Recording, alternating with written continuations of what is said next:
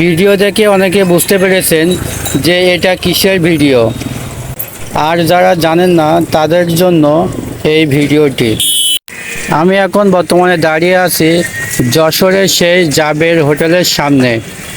অনেকের কাছে প্রশ্ন হতে পারে যে এই হোটেলের অবস্থা এমন কেন। 16 তলা বিশিষ্ট এই হোটেলটি যশোরের ভেতর সবচাইতে বড় এবং বিলাসবহুল হোটেল হিসেবে ধরা হতো। কিছুদিন আগে আন্দোলনের সময় কিছু দুর্বৃত্তরা দুষ্কৃতিকারী যশোরের এই সবচেয়ে বড় জাবের হোটেলটি আগুনে পুড়িয়ে ধ্বংস করে দেয়, যার ফলে আগুনে পুড়ে এই ভবনের এই বেহাল অবস্থা। আগুনে পুড়ে যাওয়ার সময় কিছু সুবিধাধারী ব্যক্তি এই সুযোগ বুঝে এই 16 তলা বিশিষ্ট বিল্ডিংয়ের যত মালামাল, যত সামগ্রী, যত যা কিছু আছে নিমিষে সব কিছু লুটপাট করে নিয়ে যায়।